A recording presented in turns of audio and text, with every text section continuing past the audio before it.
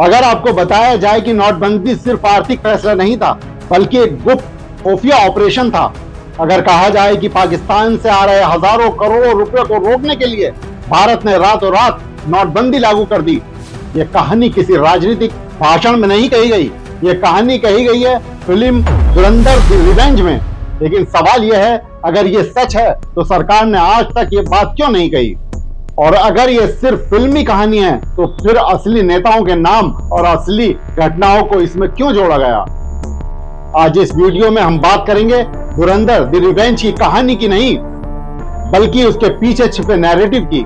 और यकीन मानिए, यह कहानी फिल्म से कहीं ज्यादा दिलचस्प है। आदाब, मैं आगा खुर्शीद खान।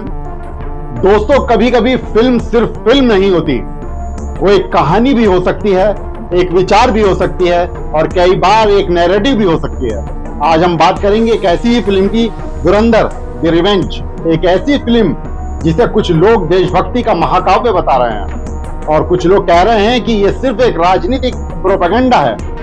लेकिन असली सवाल है, क्या सच है? कहानी की शुरुआत यहीं से होती है।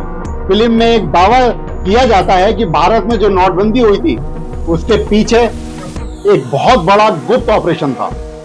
फिल्म कहती है कि पाकिस्तान से हजारों करोड़ रुपए भारत में आ रहे थे और उस पैसे को रोकने के लिए भारत ने अचानक नोटबंदी लागू कर दी। सुनने में यह बात एक फिल्मी कहानी की तरह लगती है, लेकिन सवाल उठता है, अगर यह सच है तो आज तक सरकार ने यह बात क्यों नहीं कही? आज तक प्रधानमंत्री ने कभी यह क्यों नहीं कहा कि नोटबंदी का असली मकसद पाकिस्तान से आने वाले पैसे को रोकना था?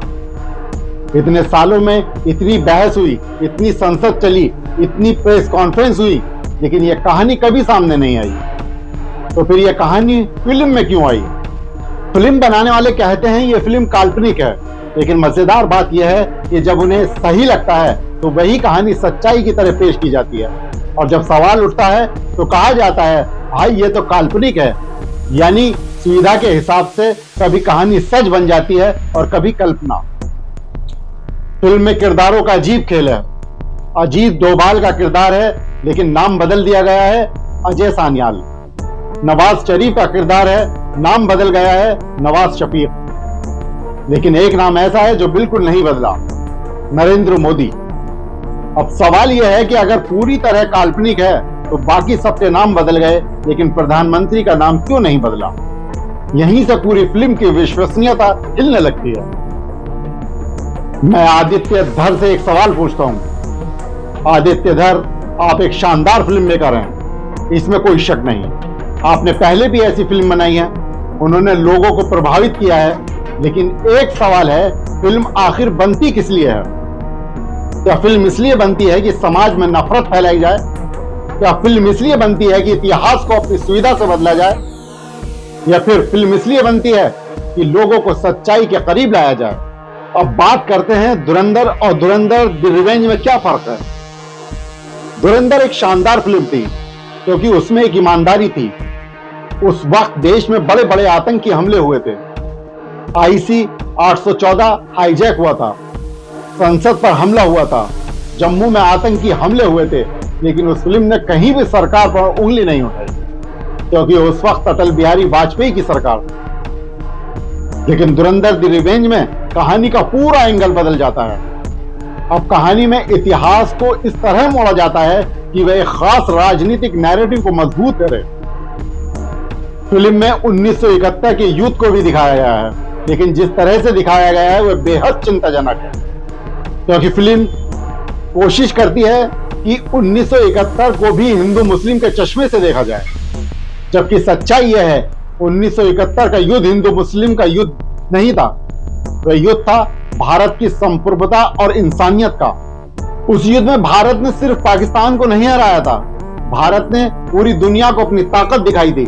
अमेरिका ने धमकी दी थी और अपनी नौसेना का 7वां बेड़ा भेजा था, लेकिन भारत की प्रधानमंत्री श्रीमती इंदिरा गांधी पीछे नहीं हटी। और नतीजा क्या हुआ?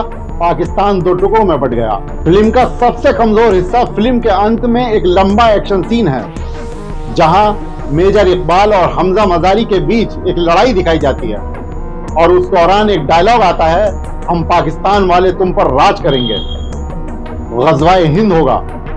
लेकिन सच यह है, कोई पाकिस्तान भारत पर राज नहीं कर सकता। ये 1971 वाला भारत है। ये वह देश है जिसने पाकिस्तान को 2 हिस्सों में बांट दिया था।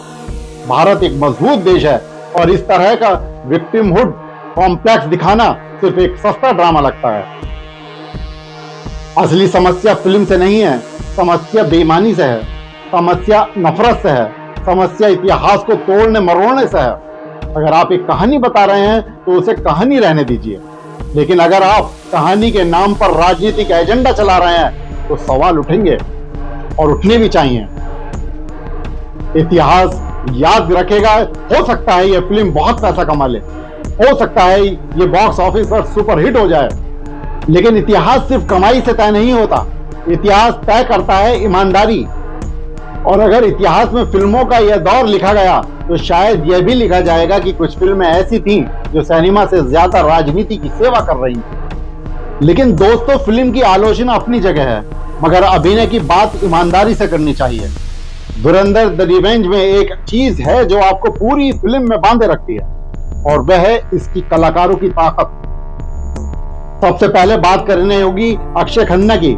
पहली धुरंधर में उनका किरदार जिस गहराई, गंभीरता और रहस्यमय ठहराव के साथ सामने आया था, वह इस फिल्म में कहीं ना कहीं मिस होता है। उनकी गैर मौजूदगी दर्शकों को महसूस जरूर होती है, क्योंकि उन्होंने पहले हिस्से में कहानी को एक अलग ही वजन दिया था, लेकिन उसी जगह को भरने की कोशिश करते हैं रणबीर।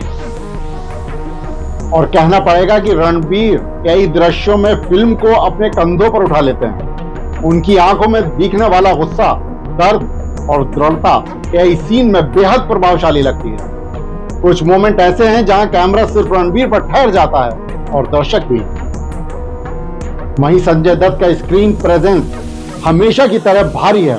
उनकी आवाज, उनका अंदाज, उनका व्यक्तित्व फिल्म में एक अलग ही दबदबा पैदा करता है। अर्जुन रामपाल अपने खतरनाक और रहस्यमय किरदार में काफी प्रभाव छोड़ते हैं, खासकर क्लाइमैक्स के आसपास। उनके सीन फिल्म की तीव्रता बढ़ा देते हैं।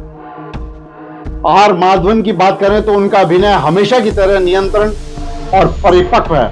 वे अपने किरदार को ओवर ड्रामेटिक नहीं बनाते, बल्कि उसे एक ठंडे आत्मविश्वास के साथ निभाते हैं, जो कहानी को वास्तविकता का एहसास देता है। और राकेश बेदी जैसे अनुभव कलाकार भले ही स्क्रीन पर ज्यादा देर ना हो, मगर उनकी मौजूदगी किरदार को विश्वसनीय बनाती है। फिल्म की हीरोइन सारा अर्जुन अपनी मासूमियत और संवेदनशील अभिनय से कहानी में एक भावनात्मक परत जोड़ती है। उनके कुछ सीन कहानी के तनाव के बीच एक इंसानी एहसास पैदा करते हैं। और जहां तक बात है दाऊद इब्राहिम के किरदार की, अभिनेता दानिश इकबाल ने यह रोल निभाया है। वो अलग बात है कि वो देखने में दाऊद इब्राहिम का बुढ़ापा नहीं लगा, मगर दानिश इकबाल ने उस किरदार को एक खतरनाक शांत अंदाज में पेश किया, बिना ज्यादा शोर किए, बिना ज्यादा डायलॉग्स के। सिर्फ नजरों और हाव भाव से वो एक डर का माहौल बना देता है। यानी सच कहा जाए तो डायरेक्शन, सिनेमेटोग्राफी और अदाकारी के स्तर पर यह फिल्म कमजोर नहीं है। कमजोर अगर कहीं है तो वह कहानी के उस रास्ते में है जहां सिनेमा और नैरेटिव के बीच की लकीर धुंधली होने लगती है। दोस्तों, सिनेमा सिर्फ मनोरंजन नहीं होता, सिनेमा एक जिम्मेदारी भी होता है, क्योंकि लाखों लोग जो इतिहास किताबों में नहीं पढ़ते, वो इतिहास फिल्मों से सीखते हैं। और जब फिल्मों में सच की जगह नैरेटिव बैठा दिया जाता है, तो धीरे धीरे पूरी पीढ़ी की सोच बदल जाती है। याद रखिए, भारत की ताकत किसी एक धर्म में नहीं है, भारत की ताकत किसी एक नेता में भी नहीं है। भारत की असली ताकत है उसकी विविधता, उसकी एकता और उसका सच। 1971 की जीत हिंदू मुस्लिम की जीत नहीं थी, वो जीत थी भारत की, वो जीत थी हम सब की। और शायद यही वजह है कि इतिहास हमेशा उन लोगों को याद रखता है जो सच के साथ खड़े होते हैं, ना कि उन लोगों को जो कहानियों को नफरत का हथियार बना देते हैं। अगर आपको भी लगता है कि फिल्मों को सच के करीब होना चाहिए, तो इस वीडियो को ज्यादा से ज्यादा लोगों तक पहुंचाइए, क्योंकि कभी कभी एक सवाल पूरे दौर की सच्चाई खोल देता है। शुक्रिया।